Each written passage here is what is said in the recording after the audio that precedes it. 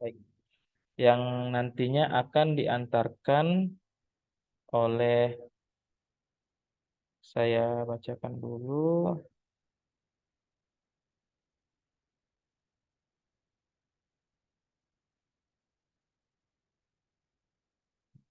Oke. Oke, jadi akan ada kuliah tamu pada tanggal 22 Juli 2023 di jam perkuliahan ini yang akan diantarkan oleh Andi Ashar, SIP, MBA, PhD, CDMP. Beliau merupakan Adjunct Assistant Professor di Department of Business Administration Asia University Taiwan dan juga merupakan pengajar di Department of Management Universitas Muhammadiyah Bengkulu. Nah, kuliah tamu itu akan berlangsung secara hibrid, jadi bagi Bapak Ibu yang mungkin bisa datang di ruang aula pasca sarjana dan juga kita akan bersama-sama dengan Sivitas Akademika UMS Rapang. Jadi ini kelas gabungan, kelas ini dan juga kelas-kelas S1 maupun S2 lintas disiplin ilmu. Nanti kita akan membahas mengenai adapting good governance in business, navigating challenges and embracing digital transformation. Baik, itu penyampaian dari saya selaku pendamping dari Bapak Dr. Andi Sindrang MSI. Izin saya share screen, Bapak Ibu.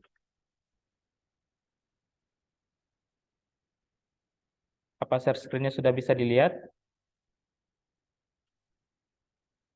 Belum, belum. Belum, oh ya, baik. Oke, sudah.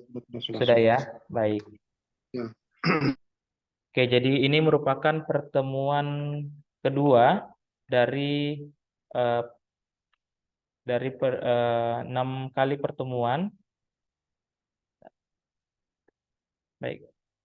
Ya, jadi ini adalah pertemuan kedua dan sudah diantarkan oleh Pak Dr. Andi Sindrang MSI pada 3 pekan yang lalu untuk mata kuliah Good Governance ini. Jadi ini adalah pertemuan kedua dan harapannya berdasarkan informasi yang saya peroleh dari Pak Dr. Andi Sindrang bahwa untuk pertemuan 3, 4, 5, dan 6 itu merupakan waktu untuk presentasi dari mahasiswa yang merupakan tugas individu.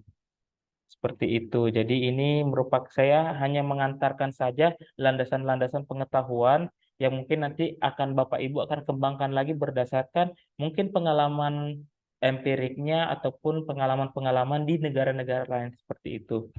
Jadi saya mulai. Bismillahirrahmanirrahim. Jadi pada hari ini kita akan membahas good governance dan pelayanan publik bersama saya Ahmad Zulfikar SIP MSI MH. Saat ini merupakan pendamping dari Dr. Andi Sindrang MSI. Saat ini juga saya sedang proses untuk menuju doktoral. Jadi kita mulai dari pendahuluan bahwa berdasarkan praktek pemerintahan di berbagai negara ditengarai adanya bad government yang ditandai dengan banyaknya korupsi, kolusi, dan nepotisme yang membuat negara mengarah ke kebangkrutan. Oleh karena itu diperlukan konsep baru mengenai cara berpemerintahan yang baik yang dinamakan good governance. Ini dari referensinya dari kedudukan dan kelembagaan DPRD dalam konteks good governance dari KPK RI. Pada tahun 2011, pemerintah memprakarsai lahirnya Open Government Indonesia.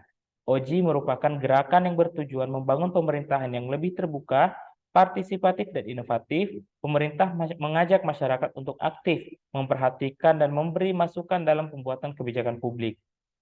Bahwa membangun kepercayaan masyarakat atas pelayanan publik yang dilakukan penyelenggara pelayanan publik merupakan kegiatan yang harus dilakukan seiring dengan harapan dan tuntutan seluruh warga negara dan penduduk tentang peningkatan pelayanan publik.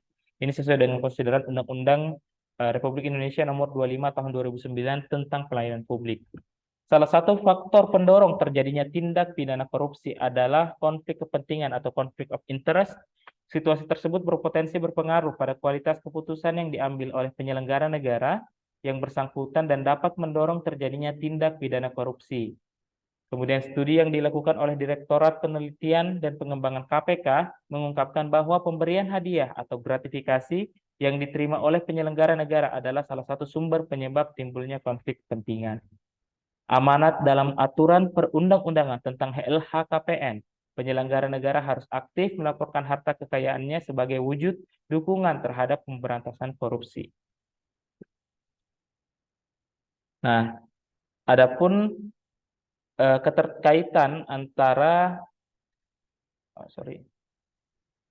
keterkaitan antara materi good governance dan pelayanan publik dalam modul ini. Jadi ini merupakan modul yang diterbitkan oleh, suara saya terdengar jelas Bapak Ibu? Terdengar sangat jelas. Baik. Ya, jadi ini merupakan modul yang nanti akan saya share di melalui grup kita. Jadi nanti ini hanya pengantar saja karena modul materi ini Ya, ada jelas Pak, beberapa, ya, jelas.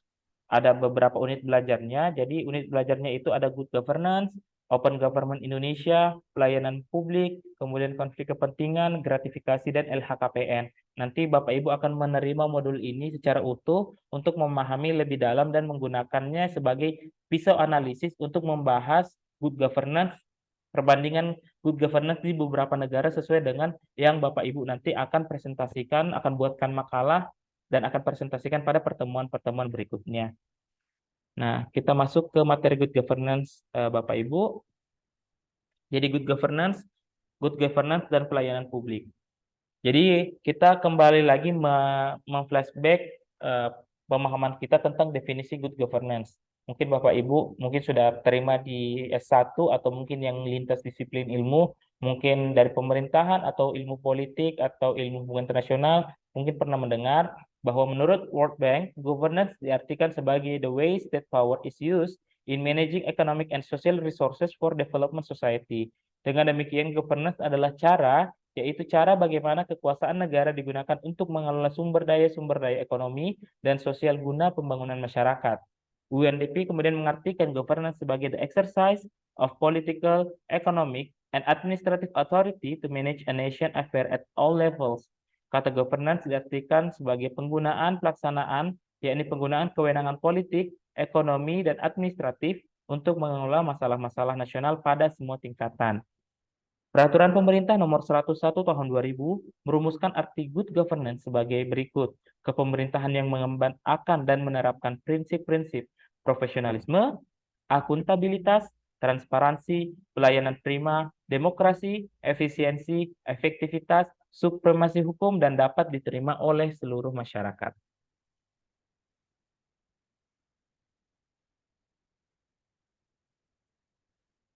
Oke, nah ini kita mencoba melihat di dalam tabel ada 6 poin unsur perbandingan istilah government dan governance.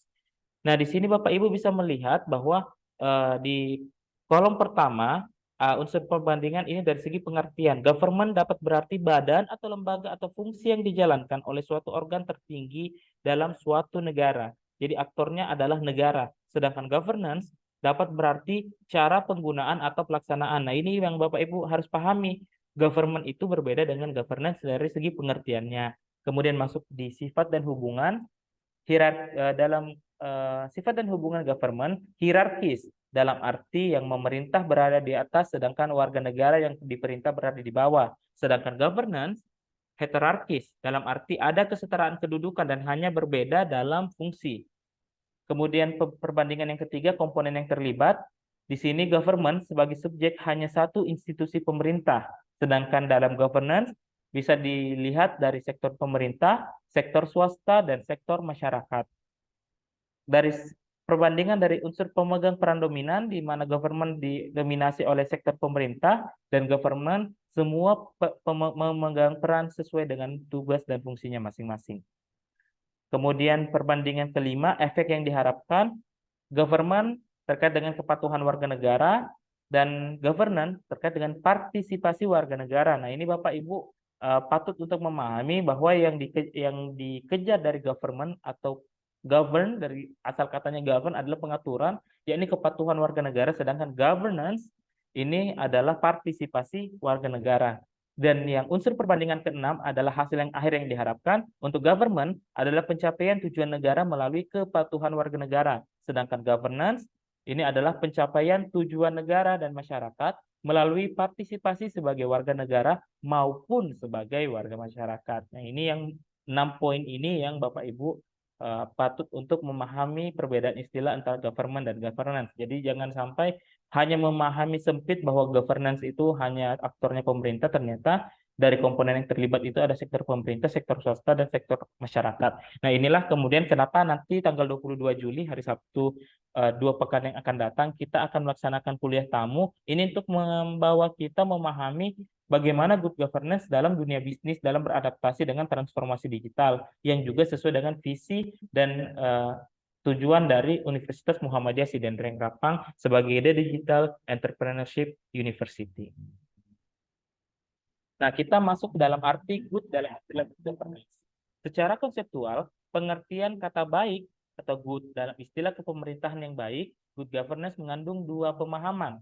Pertama, nilai yang menjunjung tinggi keinginan atau kehendak rakyat dan nilai-nilai yang dapat meningkatkan kemampuan rakyat dalam pencapaian tujuan nasional, kemandirian, pembangunan berkelanjutan, dan keadilan sosial.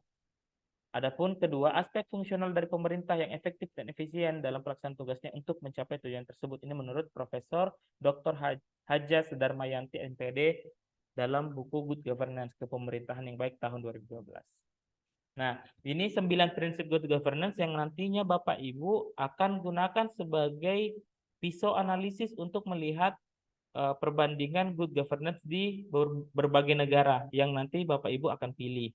Nah, yang pertama kita harus memahami pada tahun 97 UNDP merupakan badan dari Perserikatan Bangsa-Bangsa yang mengurusi tentang program-program pembangunan, yakni United Nations Development Program.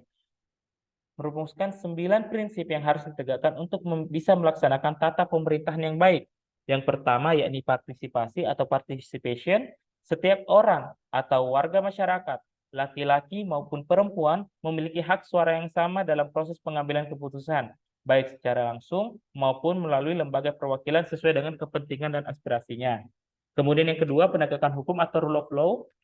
Ini kerangka aturan hukum dan perundang-undangan harus berkeadilan, ditegakkan dan dipatuhi secara utuh, terutama aturan hukum tentang hak asasi manusia. Yang ketiga, transparansi atau transparansi. Transparansi harus dibangun dalam rangka kebebasan aliran informasi atau Freedom of Information atau FOI. Kemudian yang keempat, daya tanggap atau responsiveness. Setiap institusi dan prosesnya harus diarahkan pada upaya untuk melayani berbagai pihak yang berkepentingan atau stakeholders. Kemudian yang kelima, berorientasi pada konsensus atau consensus orientation. Pemerintahan yang baik akan bertindak sebagai penegak bagi berbagai kepentingan yang berbeda untuk mencapai konsensus atau kesempatan yang terbaik bagi kepentingan masing-masing pihak.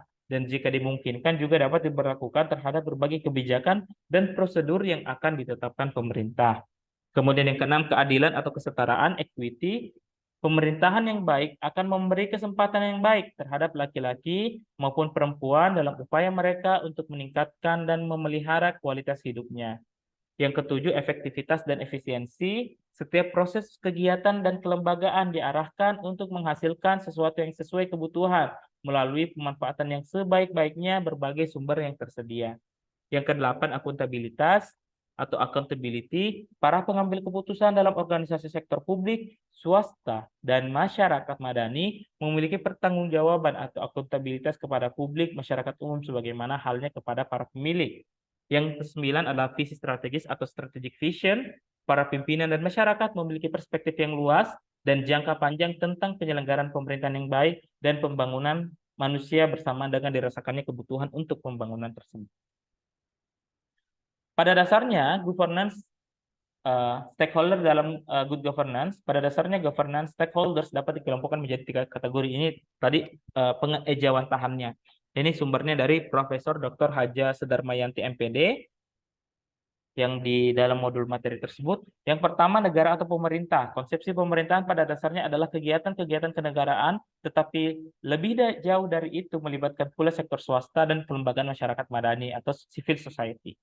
Peran pemerintah melalui kebijakan publiknya sangat penting. Penyimpangan yang terjadi di dalam pasar dapat dihindari dalam kaitannya dengan bidang pendidikan, pemerintah, dan dinas-dinas yang berkaitan seperti dinas pendidikan. Negara seperti salah satu unsur governance, di dalamnya termasuk lembaga politik dan lembaga sektor publik. Peran pemerintah melalui kebijakan publiknya sangat penting dalam memfasilitasi terjadinya mekanisme pasar yang benar, sehingga penyimpangan yang terjadi di dalam pasar dapat dihindari. Kemudian sektor swasta atau pelaku sektor swasta mencakup perusahaan swasta yang aktif dalam interaksi dalam sistem pasar seperti industri pengolahan perdagangan, perbankan, koperasi, termasuk kegiatan sektor informal dalam bidang pendidikan. Sektor swasta meliputi yayasan-yayasan yang mengelola sekolah swasta. Mungkin bagi Bapak Ibu yang sudah sempat menghadiri pada pertemuan pertama, Pak Dr. Andi Sindrang sempat menanyakan kepada saya di forum, bagaimana kemudian melihat good governance. Saya mencontohkan salah satunya Universitas Muhammadiyah Cilendreng-Rapang juga patut sebagai bagian dari masyarakat untuk melaksanakan good governance dalam penyelenggaraan di bidang pendidikan. Seperti itu.